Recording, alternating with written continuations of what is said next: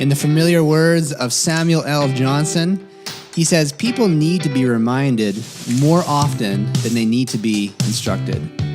And on the heels of that, C.S. Lewis goes on to say that time after time, we are brought back to these simple principles which we are all so anxious not to see. Hey everyone, this is the B-Rad podcast. This is a place for you to discover what it means to be radical in your becoming, where we can wake up to being fully human. This is a new podcast that I have launched recently, and it is so much fun to create this experience for you. It's my hope that this audience will continue to grow and more people can be brought into the experience as well. So after this podcast, if you can just take a few minutes and leave me a review on iTunes, that would be amazing. Thanks so much for your support.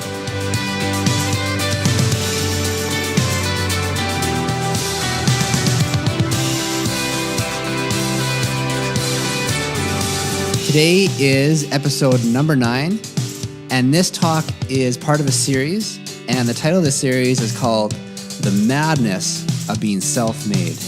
Enjoy.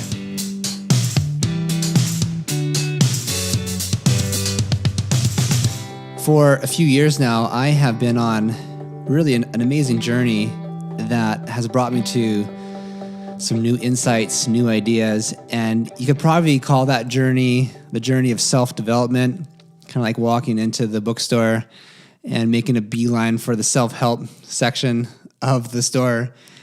I think I used to make fun of people who did that, and yet I'm one of those people now who loves to learn and to develop, to grow, to mature, to embrace new ways of thinking, letting go of old ways of thinking. But there has come a point in my particular journey where I've asked the question, is there a difference between something that can be discovered versus something that can be developed? Is there a separation? Is there something where you can have an identity that is untouched, but at the same time you can improve?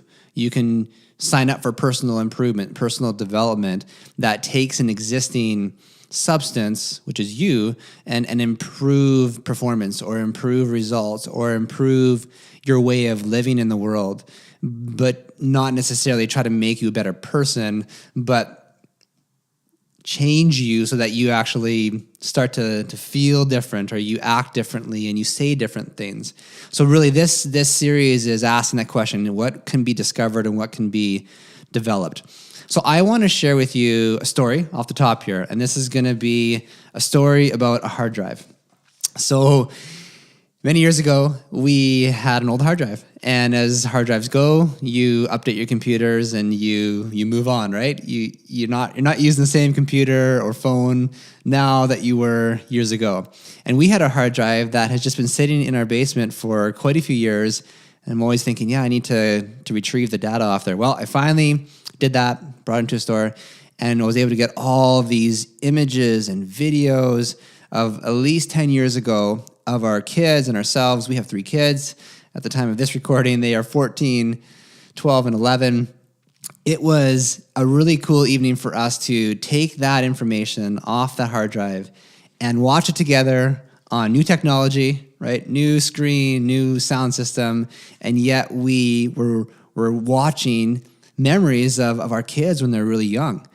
It was phenomenal to sit in the room and do that, and I think I probably got more pleasure out of it than they did watching it as a parent. But even watching them, some of the observations were lots of laughter and smiles and giggles at so-and-so, they're acting a certain way, and that's funny, you know, what they said or what they did, and also maybe shame or guilt because they're looking at a picture and like, oh, I didn't want to look that way, or even some of the pictures when they're first born and they look a little red or wrinkly or bloodshot eyes. They didn't really want to see that because it doesn't maybe feel good to them, but it told the truth. There was no lie in the hard drive. All the data was there for us to see. And another observation was that we all were very much captured by the videos that were on the hard drive. The images were great, and they were amazing to look at, but we really were entertained and brought into the story by the videos. And it makes sense because it's dynamic and it carries the energy of what was happening in the room or outside or on the playground or whatever it was. And the dynamic nature of the videos was really captivating for all of us. But a couple questions kind of came to mind. And the first one is, what are they thinking as they're watching this? Right? For my 3 kids, what are you thinking when you see an 8-year younger version of you, or a 10-year younger version, or a 5-year? What are some of the thoughts?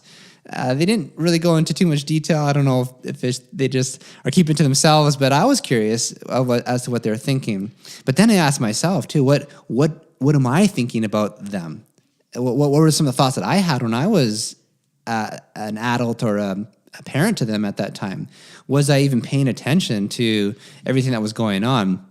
I think one of the things that parents lose sight of, and it's easy to do because you're caught up in the activity, is you're not fully aware of what is going on. But in seeing that video and the images, I was made clear in my own mind, wow, I wasn't fully present because I missed a lot of it, but I'm seeing it now. There's a really cool phrase called metadata.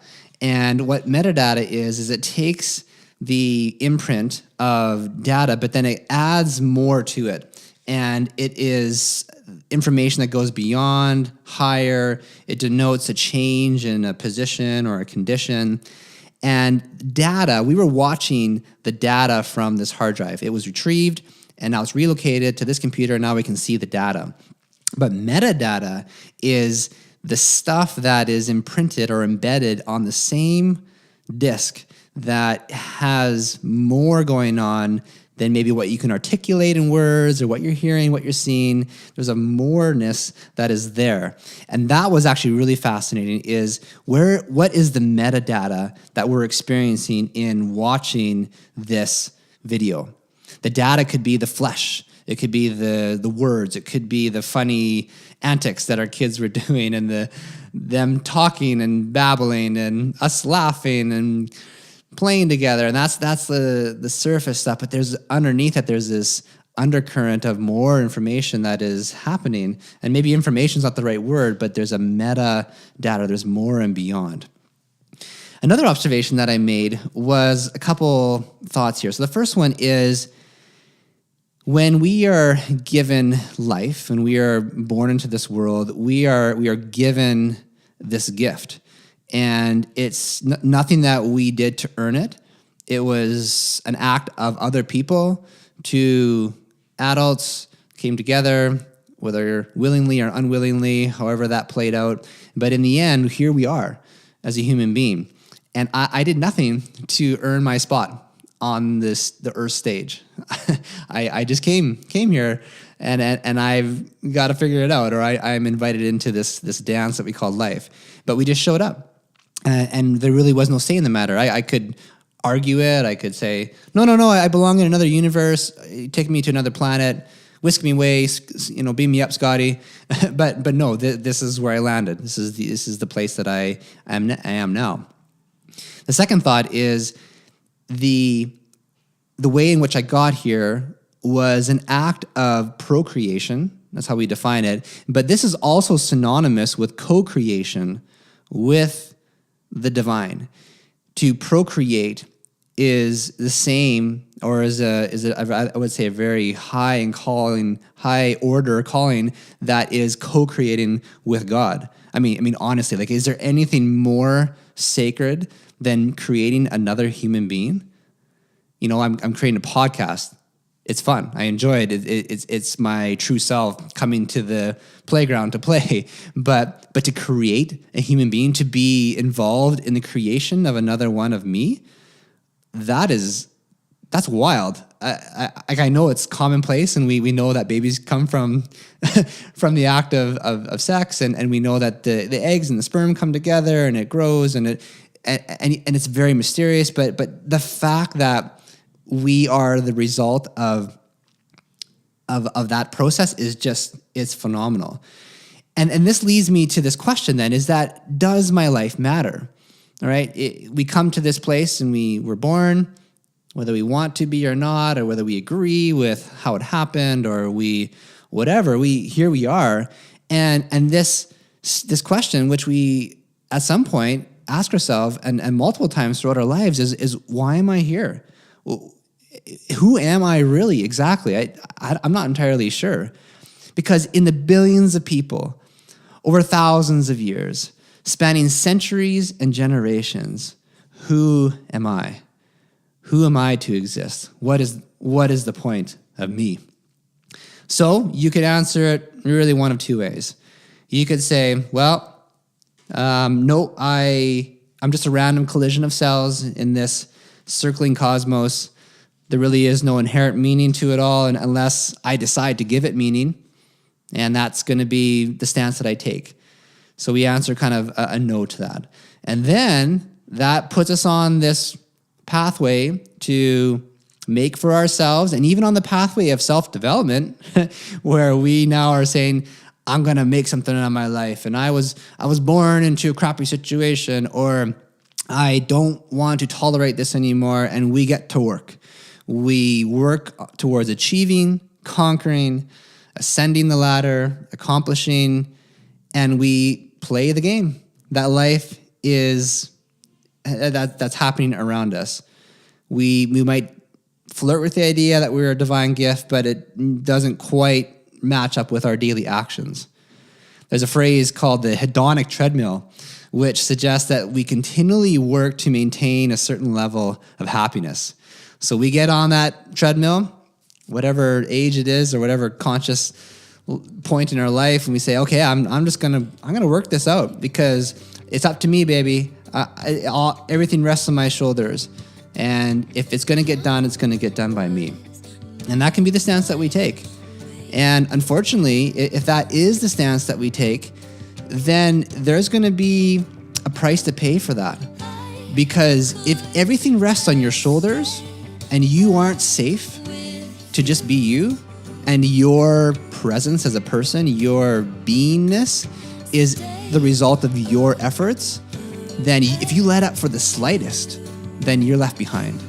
You've lost. You've lost a promotion. You've lost the place in this world. You didn't reach the goal you didn't achieve. Then that's on you.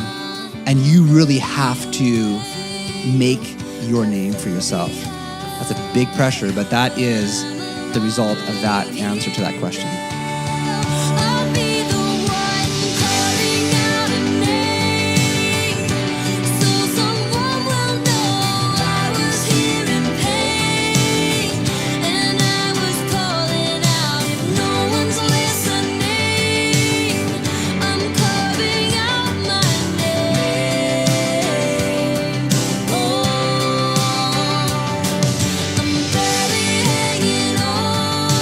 So this experience is not uncommon. And I think even if we start off in life or as we mature through adolescence, in some ways we do feel the necessity to create our sense of self, carving out our name, saying this is who we are, working towards, achieving, proving to ourselves that yes, I can do this. I can accomplish this task. I can reach this destination. I don't think that it is a matter of a right or wrong, that you shouldn't do that. I think that is just part of our path that we follow along.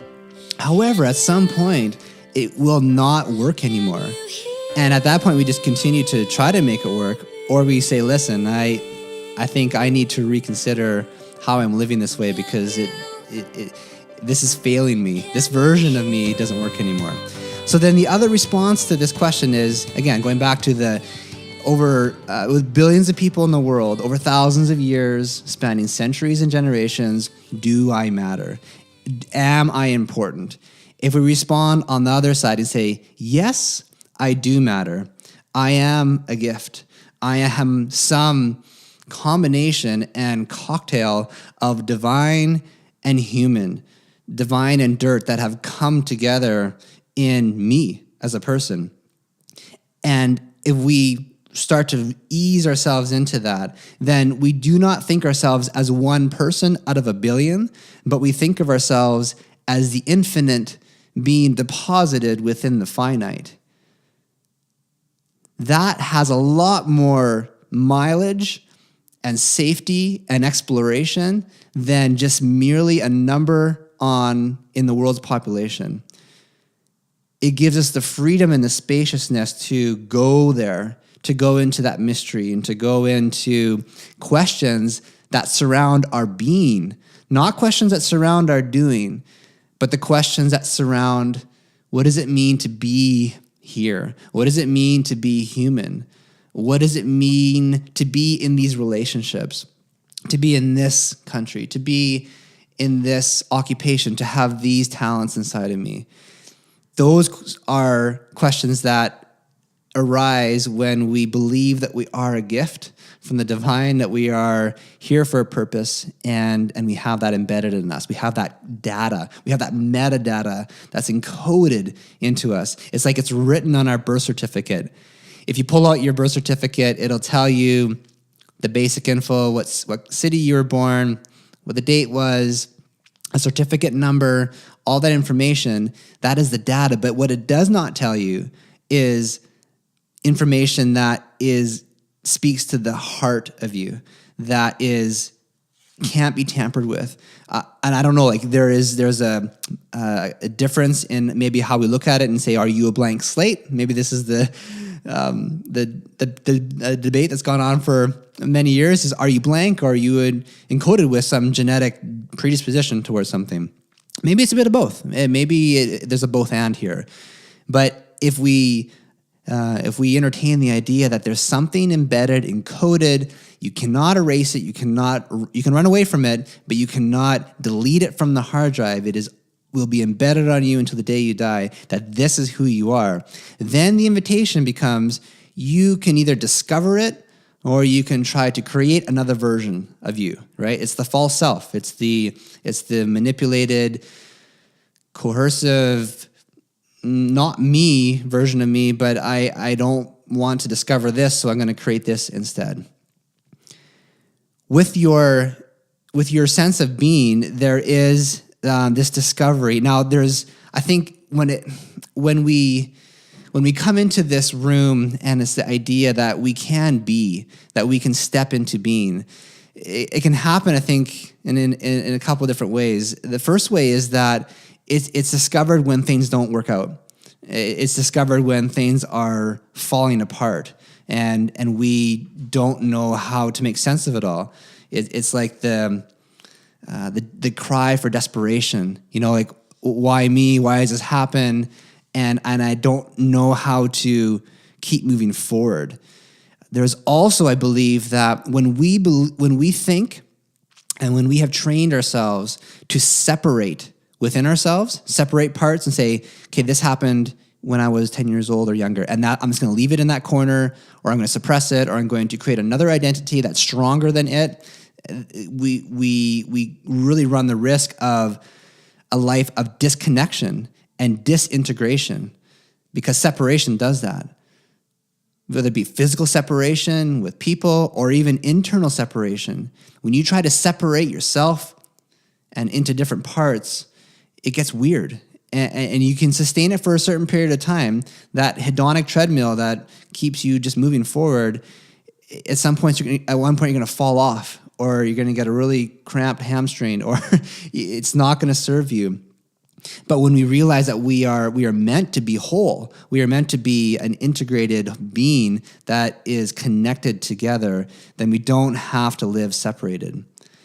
Another way that we can get grounded into our being is breath itself. And breath is this beautiful tool that traditions and teachers have known for a long time, that helps ground us in the moment and helps ground us within our own selves. I want to read to you from Richard Rohr's book, Immortal Diamond, and he says this, is that all people have access to their true self, right? To the birth certificate, to the metadata, from their very first inhalation and exhalation, which we now know is the very sound of the sacred name Yahweh. We breathe God in and out, much more than we know God, understand God, or even talk about God. I totally believe in that, because I've experienced that. I've experienced the deep breath in and the deep breath out. and focusing on that and experiencing it, it takes it to this new depth, to this new level. So to sum this up, again, the title of this series is The Madness of Being Self-Made. Are we delusional to think that we can make ourselves a certain thing? And the question I ask is, what's your name? What is that for you? Is it something that you have created? Is it something that someone else has decided, this is who you are, I'm going to label you as such, and your response has been, no, that's not who I am. I'm going to make something of myself. I'm going to prove to them that I'm stronger, that I'm fitter, that I'm smarter and wiser, and I'm more talented. Has that been your response to that?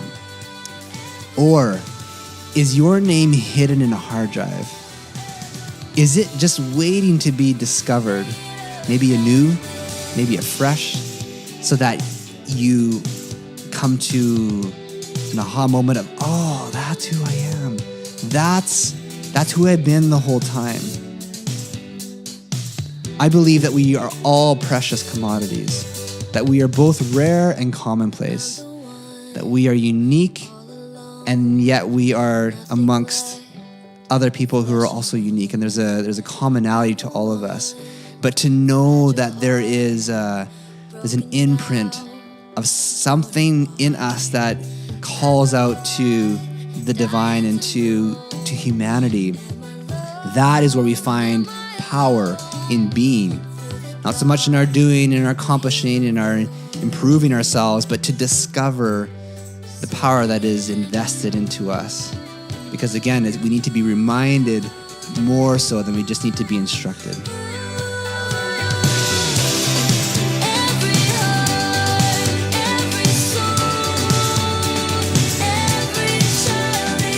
Thank you so much for listening to this podcast. I know that your time is the most valuable asset that you have, so thanks so much for investing it here with me. If you appreciated what you heard today and if it was valuable to you, could you leave me just a quick review on iTunes?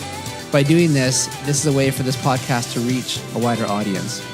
If you're listening to this podcast and it's not on iTunes, you can find the link to that on my personal website, which is bradtaves, and that's spelled TOEWS.com.